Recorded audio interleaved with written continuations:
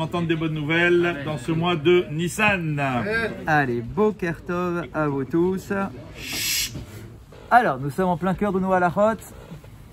Je vous rappelle ce qu'on a dit hier, cours très important. Que le conseil qui était donné par beaucoup de nos rabbanim est d'éviter toute problématique autour du Hametz pendant Shabbat. Cette année, je parle, hein. Et de faire en sorte que déjà avant Shabbat, on soit que dans le kasher les Pessah, à 100%, totalement. Les marmites, les assiettes, les couverts, le repas, la cuisson, tout en kasher les Pessah. Et nous dit, ah ouais, alors comment on fait motzi?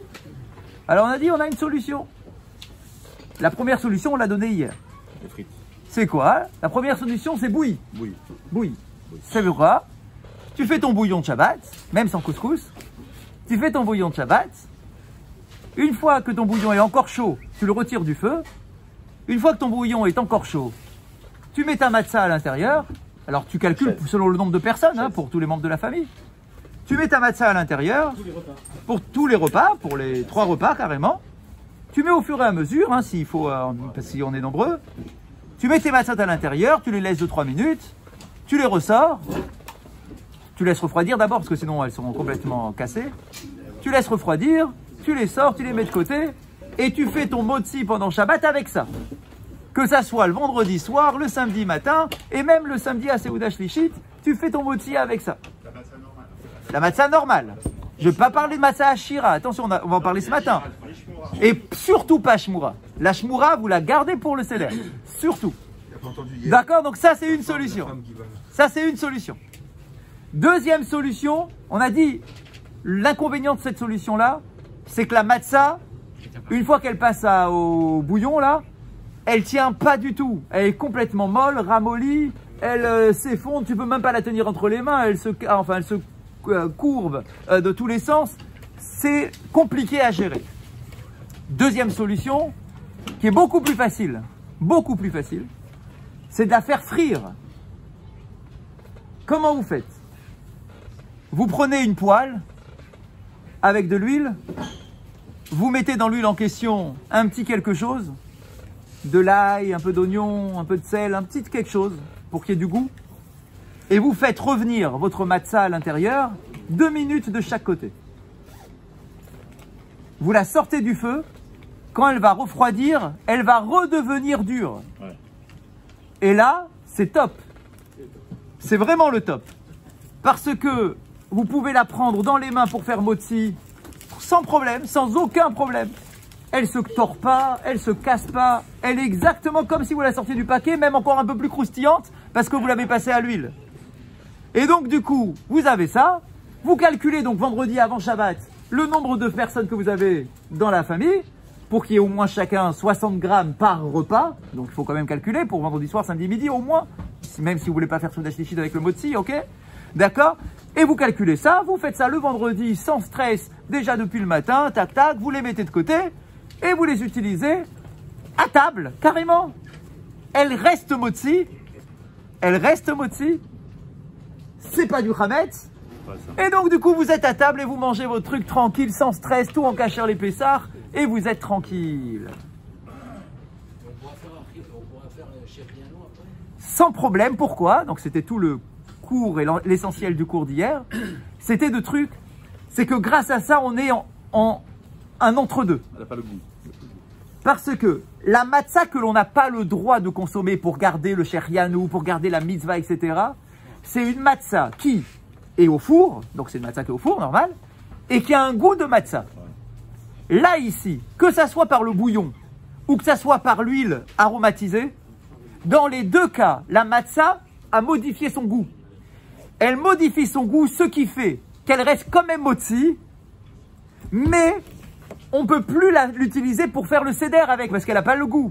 Et donc, du coup, ça n'a plus aucune problématique par rapport à la matzah du soir. Donc, tu pourras quand même faire ton shérianou, parce que de toute façon, le shérianou, je vous rappelle qu'on le fait sur le kidouche, hein. D'accord? Donc, du coup, sans problème, tu fais ta bracha sans aucun problème, aucune problématique.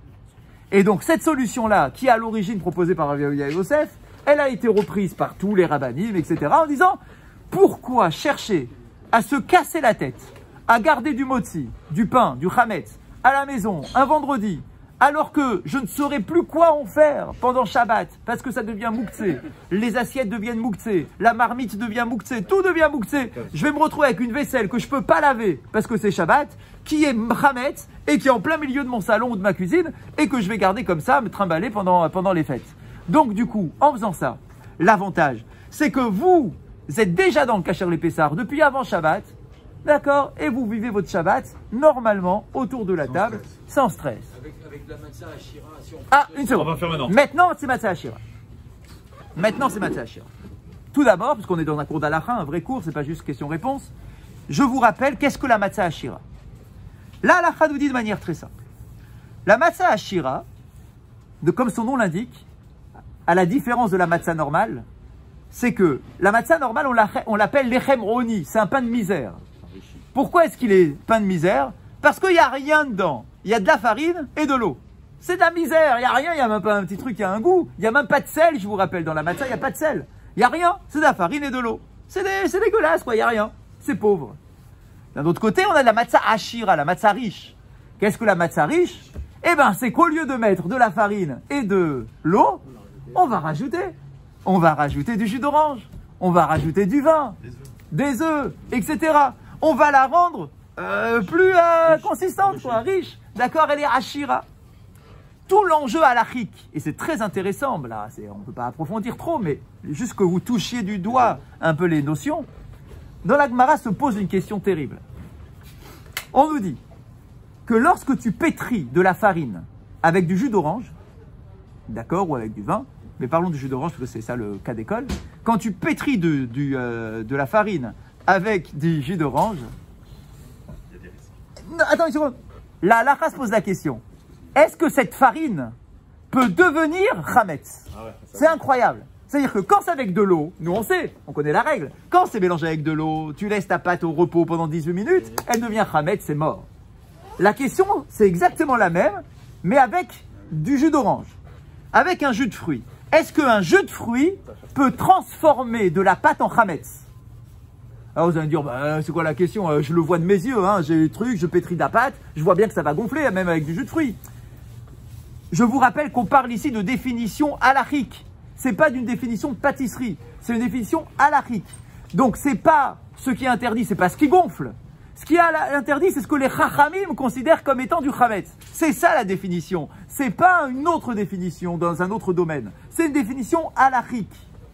Et donc, il y a une première opinion qui nous dit que quand tu pétris de la farine avec du jus d'orange, sans eau, hein, pas d'eau, hein, que du jus d'orange, la première opinion nous dit, ça devient jamais chametz. Jamais. Le jus d'orange ou le jus de fruits ne transforme pas de la farine en chametz. Jamais. Ça veut dire que du coup, quand tu pétris avec un jus d'orange, t'es tranquille. Tu peux... Quoi? Je viens de dire, Didier, ce n'est pas une définition de ce que tu vois, ni une définition de pâtisserie. C'est une définition halachique. Point final. Il n'y a pas de « Ah oui, mais je vois que ça gonfle ». Je m'en fous. Le riz aussi, ça gonfle. Pourtant, c'est pas du chametz. Les pois chiches, ça gonfle. C'est pas du chametz. Pour les sfaradim, de la matzah que tu trempes, ça gonfle. C'est pas du chametz. Donc, ça ne dépend pas de ce que tu vois. Ça dépend de ce que la halakha définit comme du chametz. Donc, je reprends. D'après la première opinion, mais qui est l'opinion suivie chez les sfaradim, en tout cas, c'est l'opinion suivie. Où on nous dit que quand tu prends de la farine pétrie avec un jus de fruits, mais quand je parle jus de fruits, c'est du 100%, hein, d'accord, pressé, machin. D'accord, c'est pas avec de l'eau. Un vrai jus de fruits. D'accord? Cette pâte-là ne devient jamais chametz. Jamais. Une autre opinion qui est radicalement opposée, qui vient nous dire, non seulement ça devient chametz, mais pire que cela. Quelle catastrophe. Pire que cela, c'est que généralement avec de l'eau, au bout de 18 minutes, ça devient chametz. Quand c'est avec un jus de fruits, ça devient chametz plus rapidement qu'avec de l'eau. C'est un truc de fou. Voilà, et donc du coup, on se retrouve d'un extrême à un autre extrême. On dit que dès que tu mélanges avec un jus de fruits, c'est mort. C'est fini. Même si tu es resté 1 minute, c'est mort. Donc du coup, jamais tu ne mélanges avec du jus de fruits. Tu ne prends jamais de matzah ashira. Jamais. Dans le monde ashkénaz, on ne mange pas de matzah ashira. Les Chabad. matzah Ashira et chametz. Ah, merci. mais vous savez pourquoi? Parce qu'on c'est ce qu'on vient de dire. Parce qu'ils considèrent. Le deuxième avis. Non, mais on se comprend. Merci. Pourquoi? Parce que d'après cette opinion-là, dès que le concept ne fonctionne pas, parce que dès que tu mélanges avec du jus de fruits, ça devient du chametz immédiatement, beaucoup plus vite qu'avec de l'eau. Et donc, du coup, pour les Sfaradim, restons dans le monde séfarade. Pour les Sfaradim, on n'est pas une cour de halakha. bah si, bah ce qu'on fait. Mais là, on veut dire il y a deux positions. Et ben quoi, bah, c'est la halakha qui donne des opinions, j'y peux rien. Elle tranche pas. Ben non, parce que chacun tranche selon son opinion. Ah, nous, c'est le premier. Ouais, moi je viens de dire séfarade. D'accord, et on a quand même, par amitié avec nos amis Chabad, on a quand même donné leur opinion. D'accord, mais C'est Chabad, que ce soit mélange avec du jus de fruits ou de l'eau. c'est mort, tu me rajoutes et tout. Non, l'eau, ouais. Ouais, donc je reprends.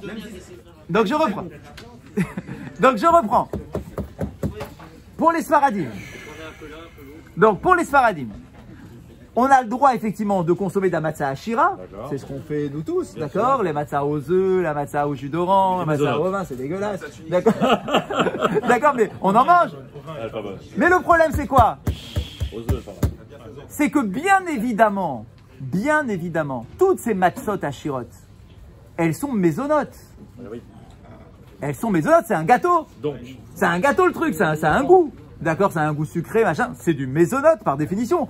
Comme quand vous faites une pâte à pain avec un jus de fruits. D'accord, bah c'est du mésonote. C'est sucré. Pour les Ashkenazes, c'est un moti. Bah attends, mais je sais pas. on est Sfarad. Didier, arrête, tu affaibles le rabbin. Jeff, Donc, Calme-le. occupe-toi de Didier Brassama. donc, On peut retourner la caméra. donc, les Sfaradim mangent la matzah Ashira pendant Pessah. Mais elle est mésonote.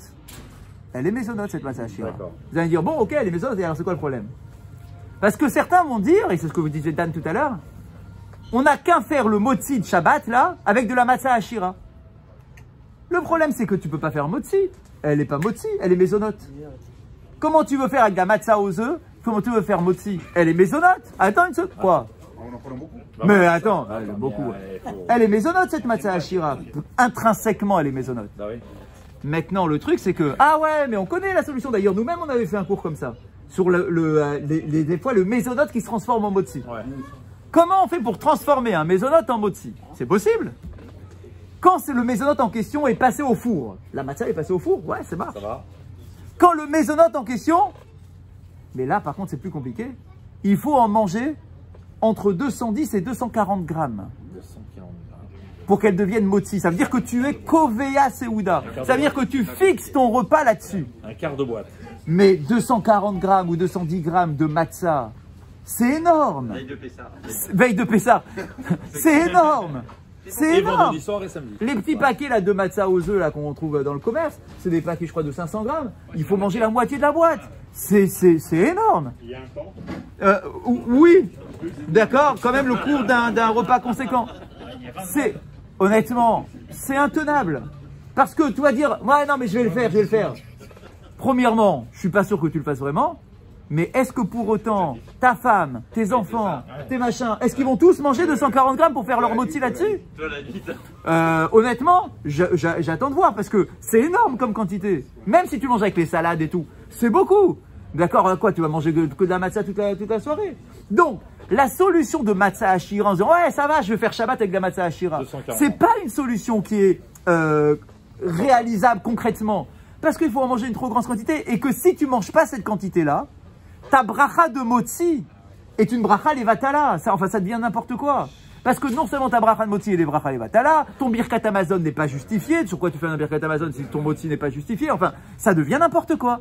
Donc du coup, la solution de la matzah Ashira pour faire les motzi là de Shabbat prochain, d'accord, n'est pas une solution viable. D'accord, elle est pas confortable du tout. D'accord. Donc on a rapporté toutes les opinions. Mais elle existe, je peux pas dire qu'elle n'existe pas. Elle existe. Si vous êtes seul à la maison, vous dites, ouais, non, bah, je suis un dur, je vais manger de la matzah Ashira, je vais manger 240 grammes. Ok, si tu es capable de le faire, mais que tu le fais correctement, Il n'y a aucun souci, tu as le droit. Donc, on a le droit de la manger pendant tout le repas ou il faut le manger juste à la bracha? Non, tu as le droit de manger tout le repas, ça va. C'est 240. Bien sûr. Mais bon, On fait le motzi et tu es acquitté au dessert. bien sûr. Mais il faut que tout le monde, tout le monde, il faut que tout le monde en mange Tu peux 240 pas, toi, grammes. le père de famille, manger C'est pas pour que toi le chef de famille, c'est ça l'histoire. que ma femme aussi elle doit faire motzi. Chacun. À 240, c'est pas collégial. Non, c'est pas collégial. Et si on signe un mandat, C'est ouais, c'est ça. Eh ben oui, c'est pour ça, il va nous faire un truc, une association. Non, il n'y a pas d'association à monter, il n'y a rien. C'est chacun pour soi. Donc moi, ma femme, elle va manger 240 grammes de matzah avec de Pessar vendredi soir et samedi midi et Seouda Shlichit. Avant de tuer. Et avant d'arriver au Seder, je vais lui faire bouffer un kassaït de 30 grammes de matzah Hashira, elle va me tuer. D'accord. Et mes enfants, etc. Enfin, voilà, c'est honnêtement Ingérable. très compliqué. C'est compliqué. sur le papier, mais c'est côté au. Raza. Il n'y a qu'une solution. ça. Donc, Voilà. on résume tout. Première solution, je donne tous les formats. Matzah bouillie. Attendez une seconde. Première solution. C'est une solution aussi qui est beaucoup... Laquelle? Attends une seconde. C'est une solution que beaucoup ont voulu aussi. D'accord? C'est de se dire, bon, le vrai problème du Hametz, c'est à partir de samedi matin. Comme on l'a dit, c'est à partir de samedi matin que j'ai pas le droit de manger du Hametz. Mais le vendredi soir, j'ai encore le droit d'en manger. Ouais, mais d'accord, mais ta vaisselle, machin, c'est galère. Ouais, je sais, mais il y en a beaucoup. Qu'est-ce qu'ils ont fait? La pita. Ils ont acheté de la pita. Ils ont acheté des pitotes, ils ont mis au congèle. D'accord? Ils ont déjà acheté maintenant. Ils ont la pita au congèle. Vendredi soir, ils vont faire le kidouche à table. Une fois qu'ils ont fini le kidouche, ils vont faire netilat avec les pitotes. D'accord? Ils vont faire netilat. Ils vont se mettre non pas à table. Ils vont se mettre sur le canapé qui est à côté. Chacun avec un petit morceau de pita. Ils vont faire motzi sur de la pita, donc c'est du hametz. Quantité. D'accord? Une quantité normale, 60 grammes. 60 grammes. 60 grammes, c'est facile de pita. Tu manges chacun ces 60 grammes de pita sur le canapé, sans faire de miettes. Ça fait pas beaucoup de miettes la pita, c'est pratique. D'accord? Tu manges ces 60 grammes. Ensuite, tu t'époussettes, fais attention. Tu reviens à table et tu manges. Avec de la matzah Hashira. Et dans une vaisselle. Matzah Hashira, pas de problème. Ah, sans en prendre une grosse quantité. J'ai pas besoin de prendre une grosse quantité parce que j'ai déjà fait mon motzi sur du vrai pain. Voilà. J'ai pas besoin de manger une grosse quantité. pas mal, J'ai de la ça. matzah Hashira pour les salades, etc. pas mal, ça. C'est pas mal. Moi, honnêtement, c'est ce pas que je mal, fais ça. vendredi Moi, soir. j'aime bien. Moi, perso, c'est ce que je fais Sur le vendredi soir. balcon, la La place vaisselle, sur le la canapé, vaisselle. sur le Ouais. balcon. Ma vaisselle Seulement Pessar. pour la table. Ou sur Je la suis en terrasse cache, de ma fille. je suis en cachère les Pessars. Il faut pas que la pita. Radak, ok. C'est-à-dire que la fourchette qu'on a mangé le. Pas de problème, je me rince à bouche, ça va, c'est bon. Tu prends un risque. C'est une pita. Non, c'est bien, D'accord? c'est bien. Non, je continue. Attends, je n'ai pas fini. Attends. Tu peux pas, attention. Il faut se laver la bouche. Si vous avez une terrasse, un jardin, un machin, etc. Attention. Il faut quand même avoir un contact visuel avec la table où je vais Pour la manger. table. Pour le birkat. Parce que je vous rappelle que, pour pouvoir faire un birkat Amazon, je dois le faire dans l'endroit où j'ai fait motzi. Ouais. Pas forcément à la table où j'ai fait le motzi, mais au moins dans une pièce dans laquelle j'ai fait le motzi. C'est magnifique. Donc du coup, vous êtes sur le canapé ou sur une petite chaise à côté, vous prenez vos chaises, vous les repoussez, d'accord? Vous faites votre motzi avec votre pita, tout en famille. Vous mangez vos 60 grammes de pita chacun, d'accord? Tac, vous faites attention, vous buvez un petit verre d'eau. Il n'y a pas de problème dans le Il y a- jardin. Oui, c'est vrai, ça va. Il y a les oiseaux et les machin. invité chez Jean-Marc. Je croyais que c'était chez vous. Chacun avec sa chala. Monsieur le rabbin, une question parce qu'il peut être très pratique. Est-ce que le vide d'ordure, quand il est à l'intérieur de la maison, Ah, ça c'est problématique. c'est Yetziot, c'est quand on jette. Ah, oula. Alors attends, il y a plein de questions là du coup. Il y a plus. Ouais, c'est problématique parce qu'il y a déjà le premier problème, c'est de savoir est-ce que ça vous appartient encore. Et c'est ça le problème, c'est que si tu mets ton chametz, d'accord, à la poubelle, mais qu'on D'accord, considère il est que dans la les poubelle papiers, elle est dans encore les- à toi. Donc ton chametz il est encore à toi, tu t'en es pas débarrassé, c'est C'est en copropriété. une dans la vraie poubelle question en ce bas. truc-là. Non, mais Donc tu c'est un Ouais, sujet. mais à la Ok. fois On doit c'est finir cette Yetziot pita. et à la fois t'es propriétaire, c'est je comprends. Razak, donc il faudrait le mettre. Les toilettes. Razak, ok, c'est possible, les toilettes. Ce qui te reste de pita, tu mets aux toilettes. Tu le mets dans les toilettes, c'est Je vois pas la possible. différence entre les deux, c'est ça que je comprends. Si, parce que quand c'est dans les toilettes, part. d'accord, ça part complètement. Ça reste pas dans l'immeuble. C'est plus dans ta poubelle, c'est plus dans ta possession. Ça part complètement. D'accord? Ah, vous allez me dire, quoi, mais c'est malade, vous êtes fou, d'accord, de mettre du pain dans les toilettes, vous êtes complètement malade. Alors attention, Pas acheter trop de pita. je vous rappelle que de toute façon, on est censé calculer les bonnes quantités, donc on n'en a pas des tonnes. Et puis, deuxièmement, je vous rappelle qu'on a une mitzvah à Pessar de détruire son chametz. Donc oui, c'est une mitzvah de détruire. Ah, c'est ça. C'est pas que t'as gaspillé du chametz. Oui, t'as une mitzvah de détruire du chametz à Pessar. Donc vas-y, détruis. Jusqu'à boucher les toilettes. Question. Détruire, on a dit, c'est soit par le feu, soit par exemple par l'alcool pour que ce ne soit plus consommable Exact. par un chien. Exact. Pourquoi ne pas mettre ce qui reste dans un pot et mettre plein d'alcool dessus? C'est C'est plus possible. consommable. C'est possible. Tu vas le voir encore, quoi. Ah, Non, c'est possible, C'est c'est bon, plus c'est consommable. possible Ouais, ça. c'est pas très Je joli, tu le vois chez continue, toi. je continue. Donc, Ça peut être une solution, s'il vous plaît, s'il vous plaît. Ça peut être une solution, donc pour vendredi soir, ça peut le faire. La pita. Ça peut le faire. Ceux qui veulent pas, c'est difficile, machin, c'est pas grave. Prenez la solution matza. La solution matza frites, d'accord, tac, tac. Et là, vous êtes tranquille, vous êtes à table, machin. En tout cas, la matza.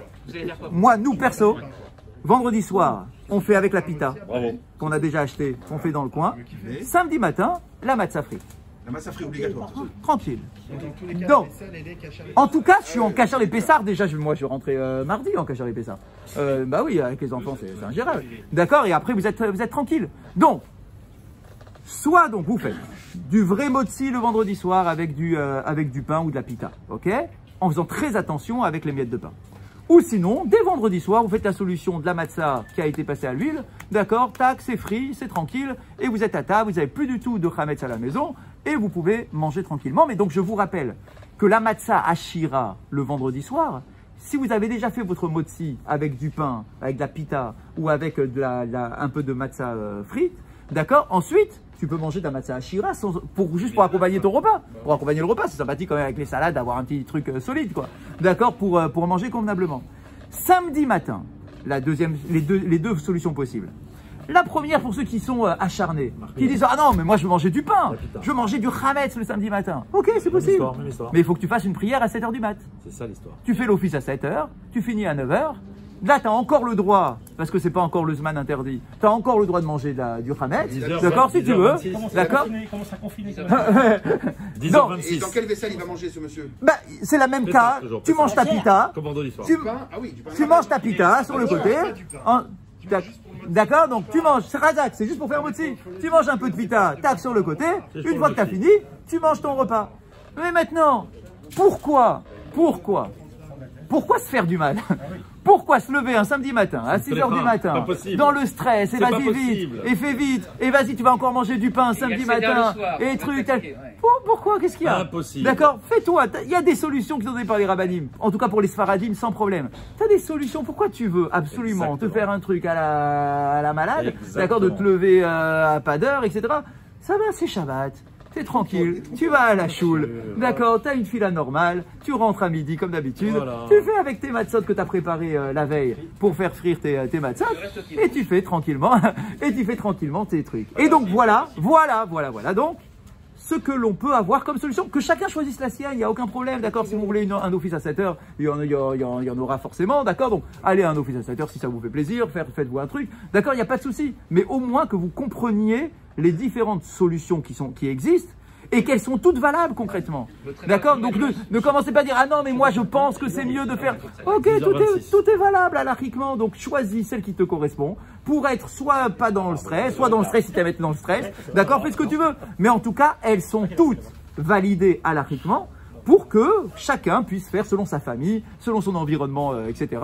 ce qui convient à son système. Chazak Obaho. Rabbi Hanania.